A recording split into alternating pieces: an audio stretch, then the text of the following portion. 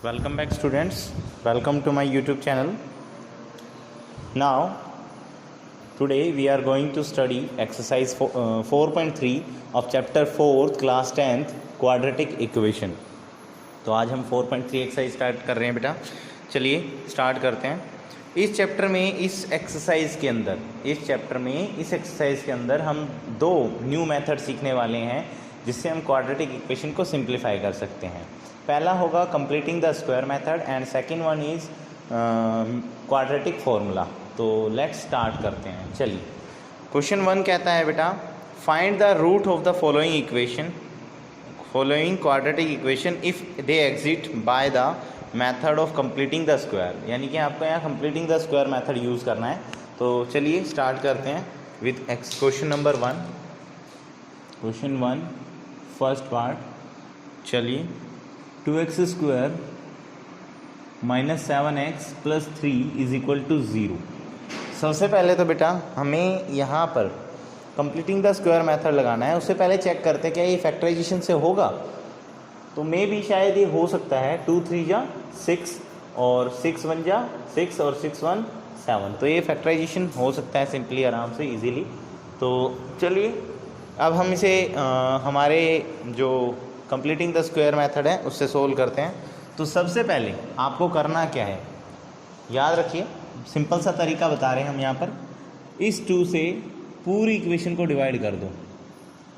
Divide by 2 whole the equation को 2 से divide कर दो. तो यहाँ बेटा आपका एक्स स्क्वायर बचेगा क्योंकि 2 से 2 कट जाएगा. माइनस में 7/2x बचेगा. प्लस में 3/2 इज इक्वल टू क्या आ जाएगा 0. सबसे पहले आपको कंप्लीटिंग द स्क्वायर बनाना है. तो कंप्लीटिंग का स्क्वायर क्या है यहाँ पर. कंप्लीटिंग द मेथड जो ये है कंप्लीटिंग द स्क्वायर इसका मतलब क्या है ये भी हम आपको अभी समझाएंगे. इसे कंप्लीटिंग द स्क्वायर मेथड क्यों बोला जाता है वो भी बताएंगे. तो सबसे पहले आप बस स्टेप के अकॉर्डिंग चलो कि divide by 2 whole the equation. हमने पूरी इक्वेशन को 2 से डिवाइड करना है. उसके बाद है बेटा हमारा कि हमें आगे यहाँ पर x का होल स्क्वायर माइनस एक आईडी लगानी है. यहाँ पर माइनस है तो आईडी ये वाली लगानी है. a का स्क्वायर माइनस 2ab प्लस में b का स्क्वायर इज इक्वल टू में a माइनस b का होल स्क्वायर. आपको आराम से पहले कराया गया है कि सर a माइनस बी का whole square a square plus b square minus 2ab होता है.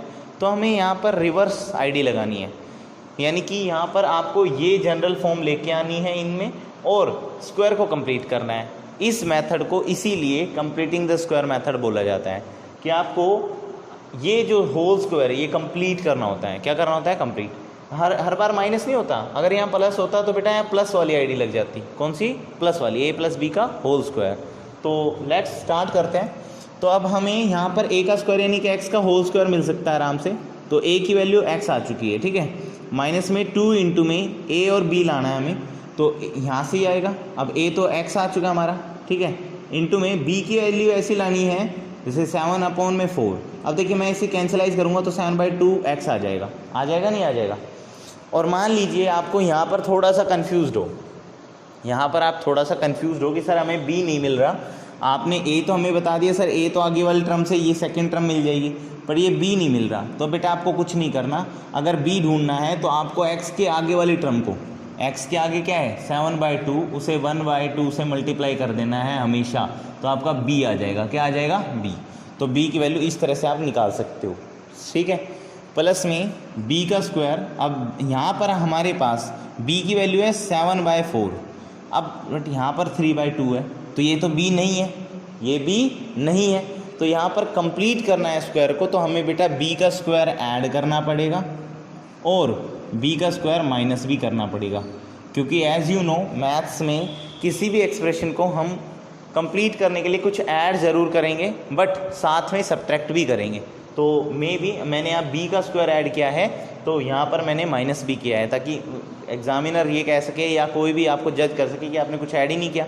भाई 7/4 का स्क्वायर में से 7/4 का स्क्वायर जाएगा 0 ही बचेगा. आपने कुछ ऐड ही नहीं किया. ठीक है. अब प्लस का 3/2 जो पीछे था वो as it is equal to में यहाँ हमारा 0 था तो 0 ही लिख देता है. तो जैसा कि मैंने कहा था बेटा हमने ये आईडी यूज़ करनी है और इस आईडी से इसकी जगह में ये लिखना है। तो हमारा a x है, b 7/4 है, तो उसका होल स्क्वायर आ जाएगा इस ब्रैकेट की बजाय, क्योंकि a का square minus 2ab plus b का स्क्वायर a माइनस b का होल स्क्वायर। माइनस में ये आपका बचा हुआ है 49/16 प्लस में 3/2 इज इक्वल टू 0। ठीक है, यहाँ तक कोई प्रॉब्लम नहीं। अब सबको उधर ले जाते हैं, तो x माइनस 7/4 का whole square is equal to में माइनस का 49/16 उधर जाएगा तो प्लस का हो जाएगा और ये माइनस का हो जाएगा। अब एलसीएम लेते हैं, तो यहीं पर ले लेते हैं एलसीएम। एलसीएम हमारा 2 आ जाएगा, सॉरी 16 आएगा। अब 16 1 जा 16 तो 49 ही आ जाएगा, माइनस में 2 8 जा 16 तो 8 3 जा 24 आ जाएगा। इन दोनों को माइनस करने पर 5/16 आ जाएगा। यहाँ तक कोई प्रॉब्लम नहीं आनी चाहिए आप लोगों को। सिंपली यहाँ तक जो एक्सप्रेशन है बिल्कुल आसान है। अच्छा, अब इसके बाद की बात करें तो बेटा इसके बाद जो है हमारा सिंप्लीफिकेशन होना है कि बेटा हमारा आ चुका है x माइनस 7/4 का whole square is equal to में 25/16। अब आपको पता होगा स्क्वायर इक्वल टू के उधर जाता है तो क्या बन जाता है, रूट। अब यहाँ पर एक पॉइंट है बेटा, यहाँ पर एक पॉइंट है, याद रखें इस रूट में एक पॉइंट छुपा हुआ है। वो पॉइंट क्या है बताते हैं आपको। अगर यहाँ पर नेगेटिव रूट आ जाए, मतलब यहाँ पर माइनस आ जाए यहाँ पर रूट के अंदर, तो आप यहीं पर छोड़ दोगे इस क्वेश्चन को और लिख दोगे there is no real root, there is no real root, या the given equation has no real root, the given equation has no real root. इस गिवन इक्वेशन के कोई रियल रूट्स नहीं होंगे। बट अगर पॉजिटिव आए तो आगे सोल्व करते जाओ। तो यहाँ पर सोल्व करते हैं बेटा, x माइनस में 7/4 इज इक्वल टू में 25 का रूट होगा और 16 का भी होगा। कितना होगा, प्लस माइनस 5/4, क्योंकि बेटा रूट्स में रूट कभी भी सोल्व होता है तो वो दो वैल्यू देता है, एक पॉजिटिव और एक नेगेटिव। स्क्वायर रूट जब भी सोल्व होगा तो वो हमेशा दो वैल्यू देगा। मैं बार बार बता रहा हूँ, पॉजिटिव और नेगेटिव। क्यों देगा, क्योंकि बेटा 4 का स्क्वायर 16 होता है और -4 का भी 16 होता है। तो 16 का रूट करोगे तो प्लस का 4 हो सकता है और माइनस का भी 4 हो सकता है। तो इसीलिए हमेशा नेगेटिव जो रूट होगा वो पॉजिटिव और नेगेटिव दो टर्म्स में आंसर देगा। तो यहाँ पर x की वैल्यू हो जाएगी बेटा प्लस माइनस 5/4, ये माइनस का 7/4 इधर आएगा तो प्लस का हो जाएगा। अब आपके पास केस 1 बनता है, केस फर्स्ट में इफ़ पॉजिटिव अगर पॉजिटिव होगा तो बेटा x इज इक्वल टू आपका 5/4 प्लस में 7/4, एलसीएम आ जाएगा 4 और यहाँ 12 हो जाएगा, कट जाएगा तो x की वैल्यू 3 आ जाएगी। कितनी आ जाएगी, x की वैल्यू 3। केस सेकंड बनता है आपका, केस सेकंड क्या बनता है, इफ़ नेगेटिव अगर वो नेगेटिव हुआ, क्या हुआ, नेगेटिव हुआ, तो बेटा x इज इक्वल टू में -5/4 प्लस में 7/4, एलसीएम 4 ही आ जाएगा और यहाँ 2 आ जाएगा इज इक्वल टू में x, और इसकी वैल्यू 1/2 आ जाएगी। x की वैल्यू कितनी आ जाएगी, 1/2। हैंस द, यहाँ पर लिख देते हैं, उसके बाद the roots of equation are 3 आ गया एंड 1/2 आ गया। ठीक है, एक तो x की वैल्यू 3 आ गई और एक x की value 1/2। This is the completing the square method. Please pause the video to note it down. ठीक है, now we are doing the second part of this question. Please pause the video and note it down.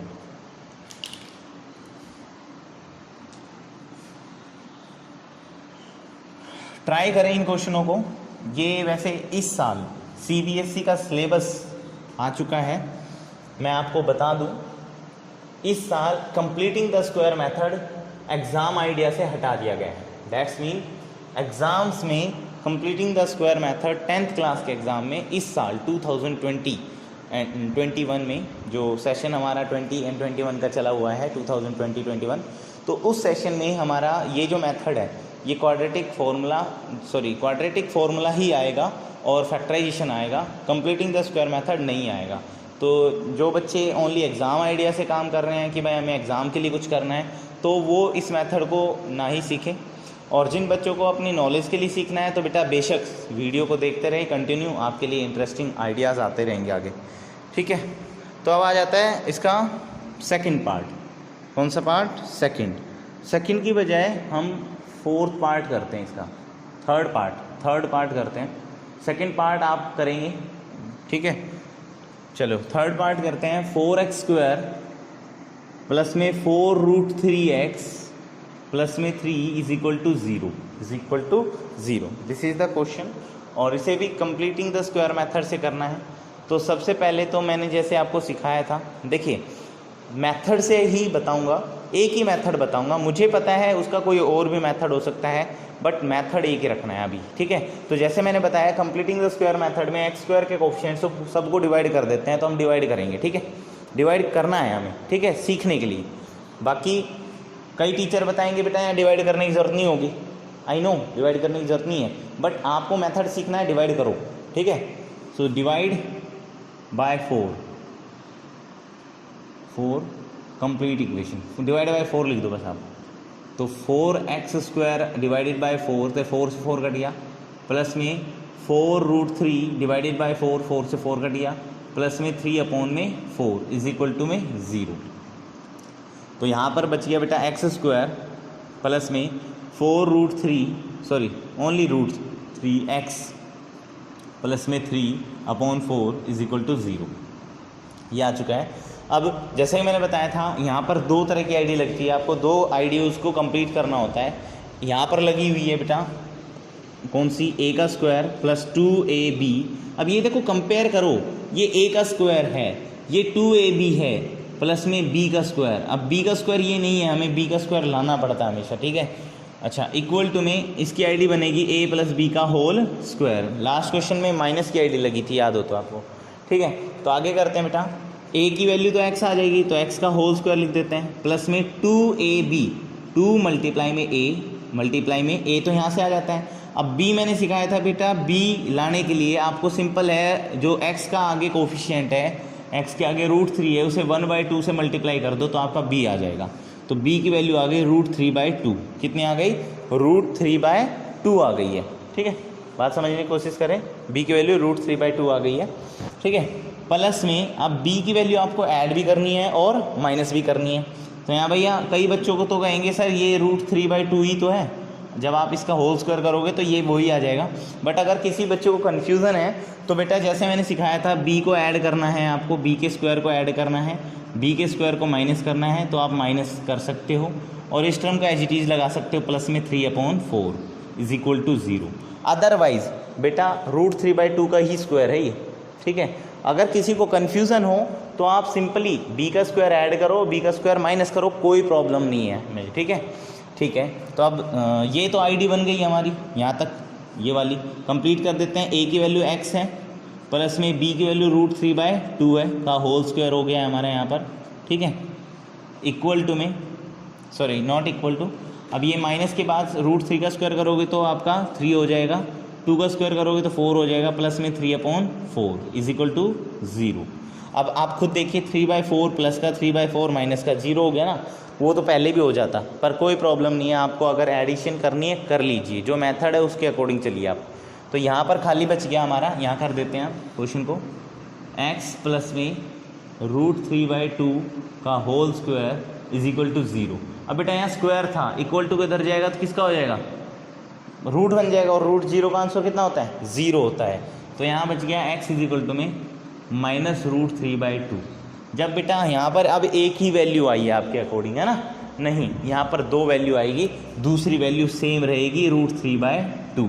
तो the root of the equation, the roots of the equation are -√3/2 and -√3/2, क्योंकि एक quadratic equation के दो roots होते हैं, और यहाँ पर अगर आपका एक ही रूट निकल रहा है तो ये ना सोचे कि वो एक ही निकलेगा, नहीं, जब एक रूट निकलेगा तो समझ जाना कि वहाँ पर या रूट के यहाँ 0 आ जाए स्क्वायर के बाद रूट में, समझ जाना उसके दो इक्वल रूट्स होंगे, दोनों इक्वल रूट्स होंगे। तो यहाँ दोनों इक्वल रूट्स होंगे, ठीक है, एक निकालोगे तो दूसरा सेम आएगा। आई बात समझ में?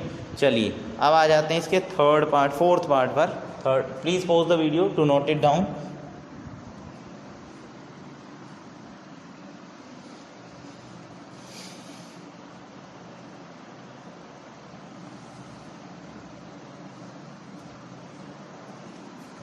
अब आ जाते हैं बेटा पार्ट नंबर 4 पर। पार्ट नंबर 4 है हमारा, पार्ट नंबर 4 है 2x² प्लस में x प्लस में 4 is equal to 0। Second part इसी तरह से है, बस यहाँ माइनस लगाया हुआ है वो। तो आप सेकंड पार्ट को खुद ट्राई करके देखें, मैं फोर्थ पार्ट करा रहा हूँ आपको, ठीक है। तो सबसे पहले जैसे मैंने सिखाया था 2 से पूरी इक्वेशन को क्या कर दीजिए, डिवाइड। तो divide by 2 whole the equation, पूरी इक्वेशन को 2 से डिवाइड करने पर तो यहाँ x² बच जाएगा, प्लस में यहाँ x/2 बच जाएगा, प्लस में यहाँ 4/2 बच जाएगा, इज इक्वल टू 0। अब आप कहोगे सर इसे काट लेते हैं, काट लो भाई, काटने में कोई बुराई नहीं है आपकी, ठीक है। तो यहाँ पर आईडी लग रही है बेटा a² प्लस में 2ab प्लस में b² इज इक्वल टू में प्लस b का होल स्क्वायर। ये आपको लगाना है यहाँ पर, तो ये आईडी लगा देते हैं हम यहाँ पर इस तरह से। तो यहाँ a की वैल्यू x का होल स्क्वायर हो जाएगा, प्लस में 2 इंटू में a की वैल्यू x आ जाएगी, इंटू में b की वैल्यू मैंने बताया था बेटा x के आगे जो कोफिशिएंट है, x के आगे क्या है 1/2 है, देखिए 1/2 कोफिशिएंट क्या है 1/2। तो 1/2 को 1/2 से मल्टीप्लाई करेंगे तो आपका 1/4 आ जाएगा, b की वैल्यू आ जाएगी। अब b की वैल्यू का स्क्वायर जो है वो आप ऐड भी करेंगे और माइनस भी करेंगे, यही सिखाया जा रहा है ना आपको। आपने b का जो ये कंप्लीट बनाने के लिए a² प्लस 2ab तो होता ही है हमारे पास, b² को ऐड करना है और माइनस, और b की वैल्यू कहाँ से आएगी, x² के कोफिशिएंट को 1/2 से मल्टीप्लाई करने पर आपकी b की वैल्यू आ जाएगी, जो एक ही शॉर्टकट ट्रिक है, ठीक है। अच्छा, या फिर सिंपल देखिए बेटा, आपको 2ab में 2 × a तो हो गया हमारा, 2 × a फॉर्मूले में। अब आपको मल्टीप्लाई में एक ऐसी टर्म लानी है जिसे सोल्व करने पर x/2 आ जाए, तो आपको सोचो क्या आएगी वो। तो x/2 आने के लिए आपने 1/4 रखा है, देखो 2 से 4 काटोगे 2 आएगा, तो x/2 ही तो आएगा ना। तो ये एक सिंपल लॉजिकल मेथड है जो आप आराम से अपने दिमाग से भी सोच सकते हो, ठीक है। और प्लस में यहाँ 2 बचा हुआ है, जो हमारा लास्ट में ये बचा हुआ था, इज इक्वल टू 0। तो यहाँ पर ये वाली आईडी पूरी हो गई है, तो x प्लस में 1/4 का होल स्क्वायर आ गया, माइनस में इसका स्क्वायर करोगे तो 1/16 प्लस में 2/1 इज इक्वल टू 0। अब इन सबको उधर ले जाइए, तो x प्लस में 1/4 का होल स्क्वायर इक्वल टू में ये माइनस का उधर जाएगा तो प्लस का, और 2 प्लस का इधर जाएगा तो माइनस का। एलसीएम ले लेंगे, तो हम यहाँ पर एलसीएम ले लेते हैं, 16 आ जाएगा, तो 1 माइनस में यहाँ पर आपका 16 2 32 आ जाएगा, ठीक है। अब यहाँ पर देखिए गौर से, x प्लस में 1/4 का whole square is equal to में -33/16 आ गया हमारा, ठीक है। बात समझ आ रही है यहाँ तक? बड़ा ही सिंपल सा कॉन्सेप्ट है यहाँ पर हमारा कि -33/16 आ गया हमारा। अब देखिए बेटा, स्क्वायर है उधर जाएगा तो रूट बनेगा, तो आगे देखिए यहाँ पर x प्लस में 1/4 का होल स्क्वायर इक्वल टू में -33/16। अब देखिए बेटा, स्क्वायर है उधर जाएगा तो रूट बन जाएगा। अब यहाँ देखिए, मैंने आपको फर्स्ट क्वेश्चन में ही बताया था कि बेटा अगर रूट के अंदर नेगेटिव आ जाता है, स्क्वायर रूट के अंदर, जैसा कि आप देख सकते हो √33 माइनस का है, -√33/16 नेगेटिव है, तो आप लिख दोगे, क्या लिखोगे, the given equation has no real roots. इस गिवन इक्वेशन के कोई भी रियल रूट्स नहीं होंगे। अब रियल रूट्स ही नहीं होंगे तो आगे सोल्व ही नहीं करना है। आई बात समझ में? तो ये था बेटा आपका कंप्लीटिंग द स्क्वायर मेथड। कब रियल रूट होंगे कब नहीं होंगे वो मैंने आपको सारा कंप्लीट डिस्क्राइब किया है क्वेश्चंस में। चलिए अब करते हैं second question, question number second. Please pause the video to note it down.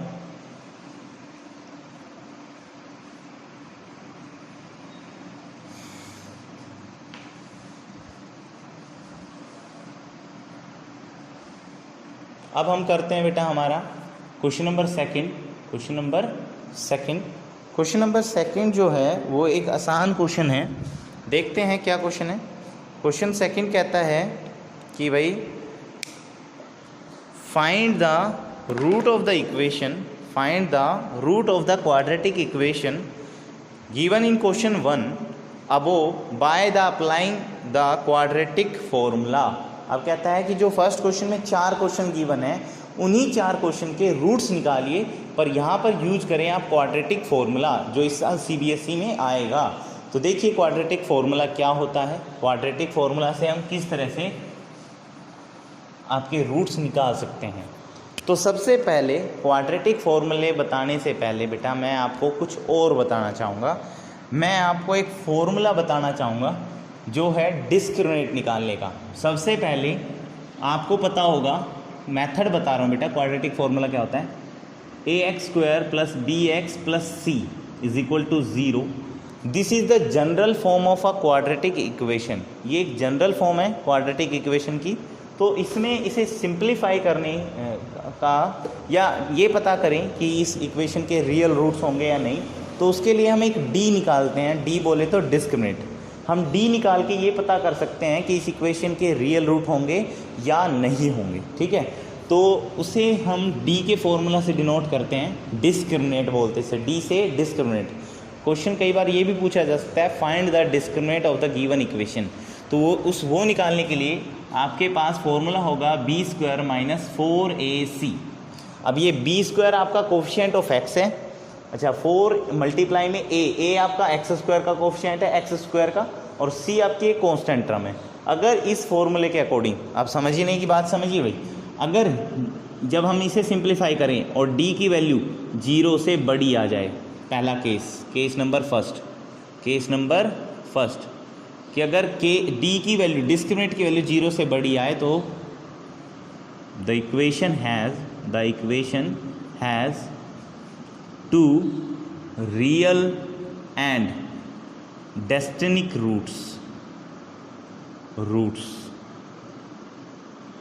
कहता है कि अगर d की वैल्यू 0 से बड़ी आए, 1 आ जाए, 2 आ जाए, 1 लाख आ जाए, 2 लाख आ जाए, तो यहाँ पर उस जनरल इक्वेशन के, क्वाड्रेटिक इक्वेशन के 2 रियल और डेस्टिनिक रूट होंगे। मतलब रियल भी होंगे और अलग अलग रूट्स भी होंगे।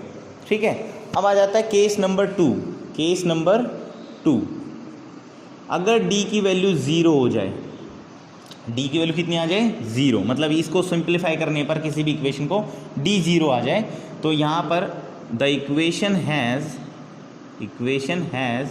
2 रियल एंड इक्वल रूट्स। अभी आपने फर्स्ट क्वेश्चन का थर्ड पार्ट किया था जहाँ पर आपके 2 रियल और इक्वल रूट्स आए थे। तो बेटा ये भी कहना चाहता है कि d अगर 0 आता है तो किसी भी इक्वेशन के 2 रियल और इक्वल रूट्स होंगे। ठीक है, और केस नंबर 3 आता है, केस थर्ड आता है हमारा कि अगर d लेस देन हो 0 से, d लेस देन 0 से है मतलब d की वैल्यू नेगेटिव आ रही हो, चाहे -1 आ रही हो, -7 आ रही हो, तो गिवन इक्वेशन के नो रियल रूट्स। तो आप सिंपल लिख सकते हो, the given equation has no real roots. उस इक्वेशन के कोई रियल रूट्स नहीं होंगे।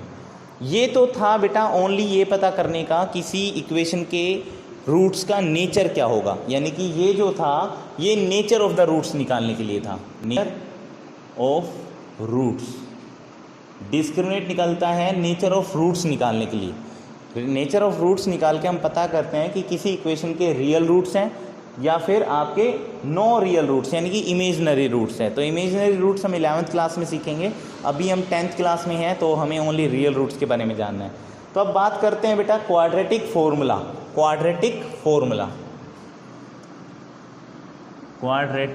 फॉर्मूला।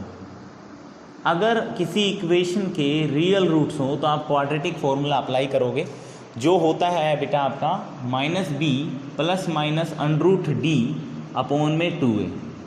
तो यहाँ पर आपके 2 रूट्स निकल जाएंगे किसी भी इक्वेशन के। अगर आपका रियल रूट्स है तो आपको ये फॉर्मूला अप्लाई करना है। b वही है बेटा, b की वैल्यू आपकी ये है इक्वेशन में। अच्छा, d डिस्क्रिमिनेंट आप निकाल लेते हो यहाँ से इसकी वैल्यू, और a आपका x² का कोफिशिएंट है। ठीक है, तो एक सिंपल सा फॉर्मूला लगाकर हम इस इक्वेशन के 2 रूट्स निकाल सकते हैं। आई बात समझ में?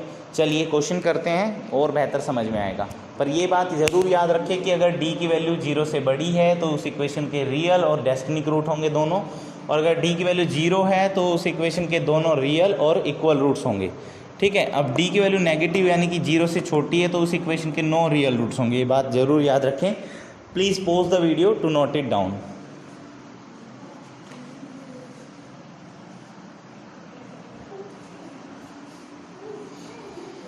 अब करते हैं क्वेश्चन सेकंड, जिसका हमें इंट्रोडक्शन पार्ट अभी दे चुके हैं हम आपको। जैसे क्वेश्चन नंबर सेकंड में आपको पहला पार्ट वही दिया है जो क्वेश्चन नंबर 1 का फर्स्ट पार्ट था।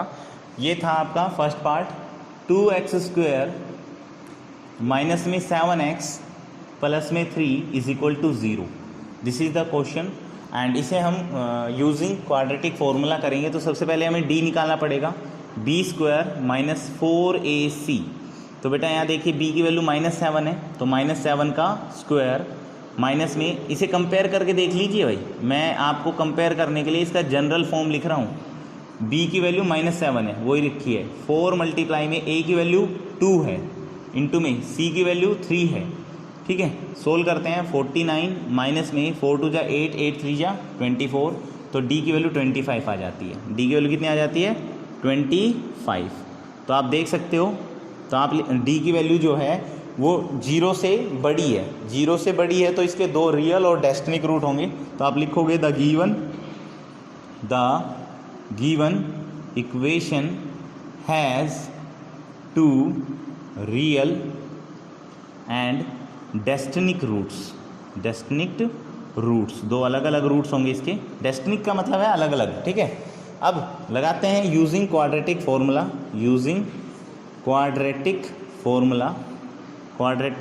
फॉर्मूला लगाते हैं। तो क्वाड्रेटिक फार्मूला क्या होता है? -b प्लस माइनस अंडरूट में d अपॉन में 2a। This is the formula. Apply करते हैं इसके सामने ही। b की वैल्यू -7 है, तो पहले तो माइनस लगाते हैं और -7 लगाते हैं, क्योंकि b की वैल्यू नेगेटिव है और फॉर्मूला भी माइनस होता है।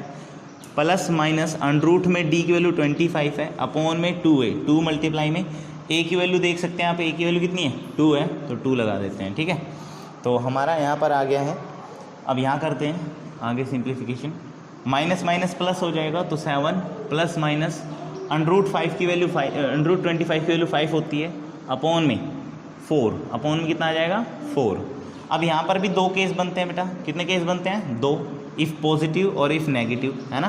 तो आप लिख दो इफ़ पॉजिटिव। अगर पॉजिटिव होगा तो 7 + 5/4 इज इक्वल टू में 12 अपॉन में 4 और आंसर 3 आ जाएगा।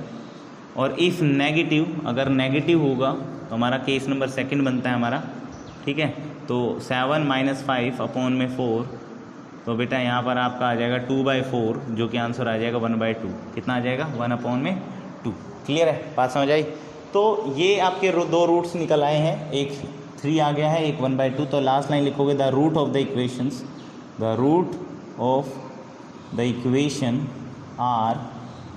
आर 3 and 1 अपॉन में 2।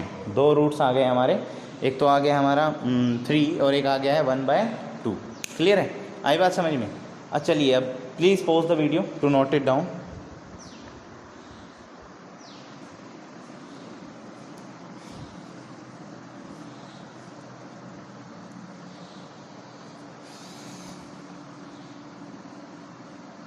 अब करते हैं इसका सेकंड का फोर्थ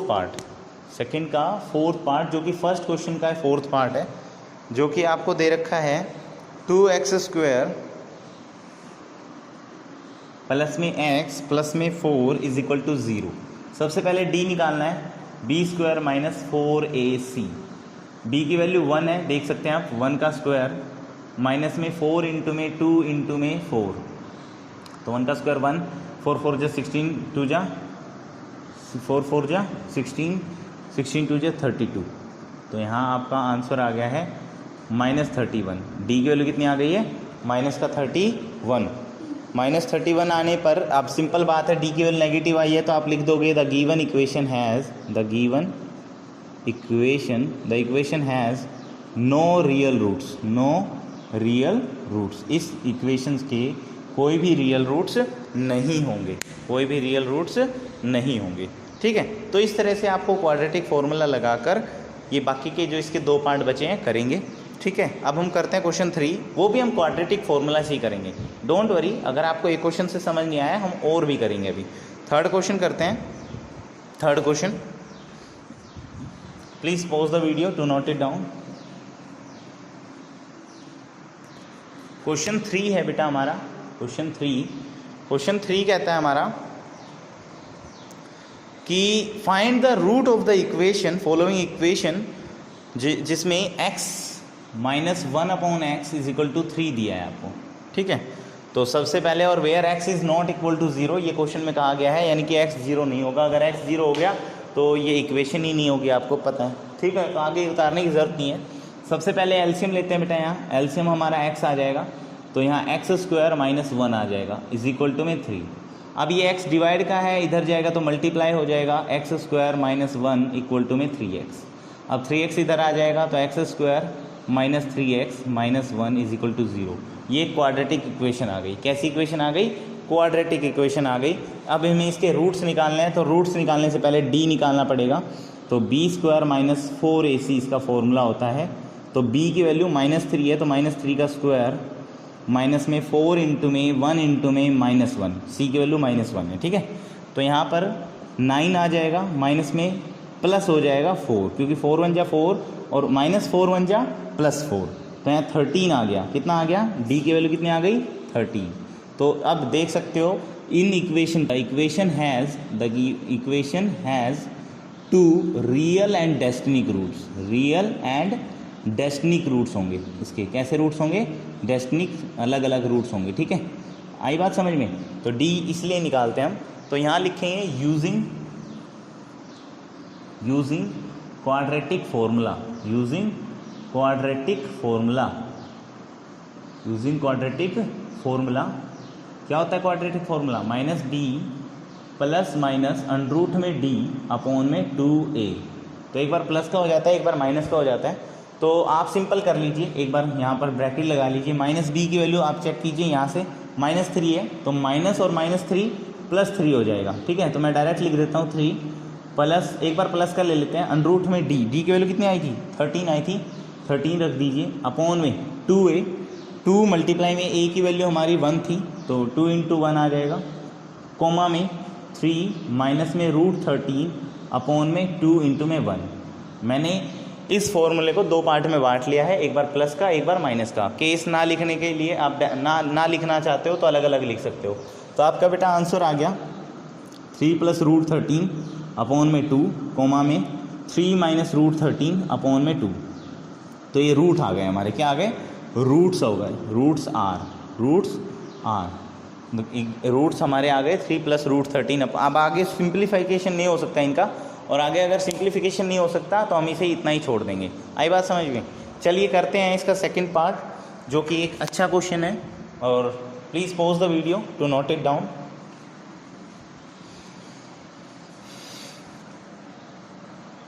मे बी अब आपको ये जो मेथड है ये बिल्कुल अच्छे तरीके से सीख गए होंगे। आप नहीं आया तो फिर भी ट्राई करो, आप एडवांस में चलो नेक्स्ट क्वेश्चन में, ठीक है। ट्राई ज़रूर करो एक बार नेक्स्ट क्वेश्चन, ठीक है। तो अगला जो इसका सेकंड पार्ट आता है, थर्ड क्वेश्चन का सेकंड पार्ट, वो है हमारा 1 में x प्लस में 4 माइनस में 1 में x प्लस में माइनस में 7 इज इक्वल टू में 11 में 30। और आगे लिखा है कि x is not equal to -4 और 7। बेटा उसके लिए मतलब उसने ये क्यों लिखा है कि x इक्वल नहीं होगा -4 और 7 के? ये क्यों लिखा है? क्योंकि बेटा वो जानता है कि अगर x की वैल्यू -4 आती है तो यहाँ पर 0 हो जाएगा, और अगर यहाँ 0 हो गया तो इस इक्वेशन का आंसर इन्फिनिटी बन जाएगा। सेम अगर यहाँ 7 हो गया तो 7 - 7 0 हो जाएगा, और अगर यहाँ 0 हो गया तो इस इक्वेशन का आंसर इन्फिनिटी हो जाएगा। इसीलिए वो बस जस्ट कंडीशन दे रहा है, इसका कोई मतलब नहीं है बस, ठीक है। क्वेश्चन से इसका रिलेशन बस इतना है कि x की वैल्यू ये नहीं होगी बस, ठीक है। आई बात समझ में? ठीक है, चलो अब एलसीएम लेते हैं। यहाँ पर क्या लेते हैं? एलसीएम है x + 4। अब मैंने एलसीएम आपको सिंपली सिखाया हुआ है, कुछ नहीं करना है। एलसीएम आप इन दो की मल्टीप्लाई करोगे, ठीक है, मल्टीप्लाई, फिर इसको इससे मल्टीप्लाई कर दोगे और इसको इससे मल्टीप्लाई कर दोगे, यही एलसीएम है बस, और कुछ नहीं है अलजेब्रा में। तो x - 7 की 1 से मल्टीप्लाई करोगे तो x - 7 आएगा, और यहाँ माइनस था, यहाँ माइनस लगाएंगे, यहाँ ब्रैकेट लगा देना, जब भी यहाँ माइनस होगा यहाँ ब्रैकेट ज़रूर आएगा, समझ गए, ठीक है। x + 4 बन जा, x + 4 आ जाएगा इज इक्वल टू में 11 में 30। अब ऊपर वाले की ब्रैकेट खोलते हैं तो अंदर के साइन चेंज हो जाएंगे, क्योंकि बाहर क्या है? माइनस है, अपॉन में नीचे वालों की मल्टीप्लाई करते हैं। x² फर्स्ट की फर्स्ट से मल्टीप्लाई, फर्स्ट की सेकंड से मल्टीप्लाई, सेकेंड की फर्स्ट टर्म से मल्टीप्लाई 4x आ जाएगा, और सेकेंड की सेकेंड से करोगे तो -28 आ जाएगा, इक्वल टू में 11/30। अब यहाँ देखिए x प्लस का x माइनस का 0 कैंसिल, -7 और -4 माइनस का 11 हो जाएगा, अपॉन में x² माइनस में 7 में से 4 गया तो माइनस का 3x बच गया, माइनस का 28 इज इक्वल टू में 11/30 आ गया। ठीक है, क्रॉस मल्टीप्लाई करते हैं, क्या करते हैं, क्रॉस मल्टीप्लाई करने पर आपका आ जाएगा बेटा -11 मल्टीप्लाई में 30 इज इक्वल टू में 11 मल्टीप्लाई में x² -3x -28। ठीक है, अब आप देखिए बेटा 11 मल्टीप्लाई का इधर आएगा तो डिवाइड का हो जाएगा, तो मैं इसे मिटा दूँ, यहाँ से मिटा के मैं यहाँ लिख देता हूँ, और 11 से 11 कटा 1 पर तो -1 30 जा -30 आ जाएगा। तो हम अब आगे यहाँ से कर देते हैं, मे भी आपको वहाँ दिखाई ना दे रहा हो। ठीक है, तो यहाँ पर आपका आ गया -30 इज इक्वल टू में x² -3x माइनस का 28। चेक कर लीजिए आप, यहाँ 11 से कटा जब 11 तो -1 बचा, और -1 की 30 से मल्टीप्लाई करोगे तो -30 बचेगा।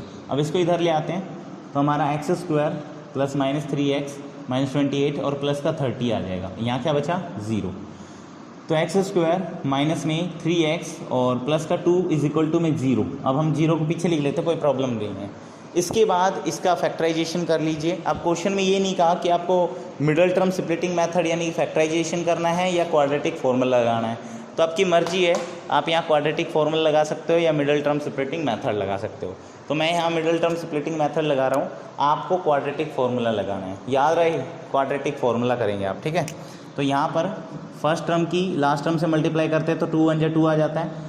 इसके ऐसे फैक्टर बनाओ जिनसे मल्टीप्लाई करे तो 2 आए और प्लस माइनस करे तो 3। तो x² -2x माइनस का 1x प्लस का 2 इज इक्वल टू 0 आ गया, क्योंकि -2 -1 -3 होता है, और -2 की मल्टीप्लाई -1 से करोगे तो प्लस का 2 आएगा।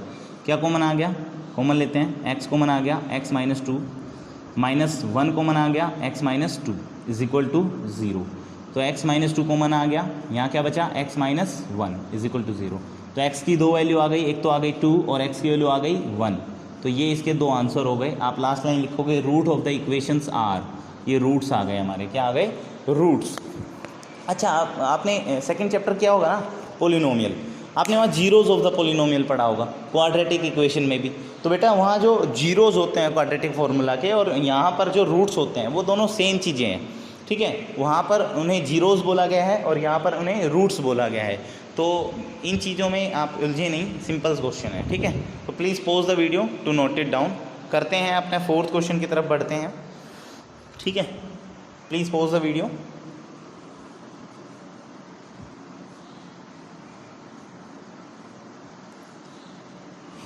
नेक्स्ट क्वेश्चन एक स्टेटमेंट बेस्ड क्वेश्चन है।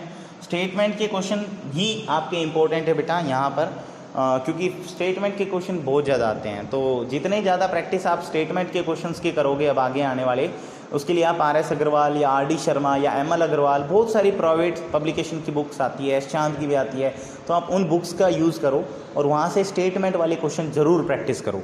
जैसे कि क्वेश्चन 4th कहता है कि the sum of the reciprocal of Rahman's age, the sum मतलब जमा, सम ऑफ द रेसिप्रोकल मतलब उल्टा, रहमान की जो एज है उसका उल्टा, 3 साल पहले जो उसकी एज था उसका उल्टा reciprocal, and 5 year from now, आज से 5 साल के बाद जो एज होगी उसका उल्टा, दोनों का सम जो होगा वो 1/3 होगा। कितना होगा, 1/3। Find the present age. तो समझने की कोशिश कीजिए। Let Rahman present age, Rahman की प्रेजेंट एज ले लेते हैं बेटा। पी एज का मतलब मैंने पहले बताया हुआ है, प्रेजेंट एज इक्वल टू में एक्स ईयर्स, कितने ईयर्स, एक्स ईयर्स मानते हैं। ठीक है, अब अकॉर्डिंग टू क्वेश्चन के अकॉर्डिंग समझने की बात सीखिए। The sum of the reciprocal, sum मतलब जमा और रेसिप्रोकल मतलब उल्टा, और रहमान की एज के सम का उल्टा, सॉरी एज का उल्टा जो उसकी 3 साल पहले थी। अब देखो सिंपल बात बताओ, प्रेजेंट एज एक्स ईयर है तो 3 साल पहले रहमान की एज क्या रही होगी, तो x-3 रही होगी। क्या रही होगी, x-3। तो यहाँ लिख लेते हैं 3 years ago रहमान्स एज, रहमान की एज रही होगी हमारी x-3 years, उसके बाद कहता है 5 year later, 5 years later, later मतलब बाद में, 5 साल के बाद, आने वाले 5 साल, लेटर रहमान एज, प्रेजेंट की फ्यूचर की बात कर रहे हैं, तो बेटा फ्यूचर में उसकी 5 साल के बाद x + 5 ईयर्स हो जाएगी। अब क्वेश्चन में कहता है इन एजिस की रेसिप्रोकल का सम, यानी कि 1/x - 3 प्लस में 1/x + 5 का सम कितना है, 1/3 है। उसके क्वेश्चन के अकॉर्डिंग ये कहता है वो कि 3 साल पहले जो उसकी एज थी उसका रेसिप्रोकल और 5 साल बाद जो हो जाएगी उसका रेसिप्रोकल, दोनों का सम 1/3 है। क्वेश्चन में ये बात कही गई है, ठीक है। तो अब करते हैं बेटा इसका सिंप्लीफिकेशन। ये वही सेकंड पार्ट जो अभी हमने किया है थर्ड क्वेश्चन का, सेम आ गया है, फिर भी करते हैं। तो सबसे पहले एलसीएम लीजिए, एलसीएम लेने के लिए मैंने बताया था दोनों टर्म की मल्टीप्लाई कर लीजिए। x - 3 की मल्टीप्लाई x + 5 से करनी है, तो मैंने एलसीएम लेने के लिए बताया था आप इन दोनों को मल्टीप्लाई कर लेंगे, इसकी इससे मल्टीप्लाई कर देंगे, इसकी इससे मल्टीप्लाई कर देंगे, तो x + 5 बन जा x + 5 हो जाएगा। यहाँ पर प्लस है ब्रैकेट लगा लीजिए आप, x - 3 बन जा x - 3, तो यहाँ प्लस है तो अंदर के साइन चेंज नहीं होंगे तो ब्रैकेट लगाने की ज़रूरत नहीं है, ठीक है, समझ गए ना। हाँ, = में 1/3। अब x + x कितना होता है, 2x होता है, 5 - 3 + 2 हो जाएगा, अपॉन में यहाँ अंदर मल्टीप्लाई करेंगे, फर्स्ट की फर्स्ट से मल्टीप्लाई तो x², फर्स्ट की सेकंड से, प्लस में 5x, माइनस में 3x और माइनस का 15 = में 1/3 आ जाएगा। अब यहाँ क्रॉस मल्टीप्लाई करेंगे, पहले सिंप्लीफिकेशन कर लेते हैं अच्छे से। तो यहाँ था हमारा 2x + 2, अपॉन में हमारा बचा x², प्लस में 2x बचा, माइनस का 15 = में 1/3। क्रॉस मल्टीप्लाई करते हैं तो यहाँ पर आपका आ जाएगा बेटा 6x, x² प्लस में 2x माइनस में 15 = में 6x + 6, 3c मल्टीप्लाई हो गया, x² प्लस में 2x माइनस 15 माइनस का 6x माइनस का 6 = 0।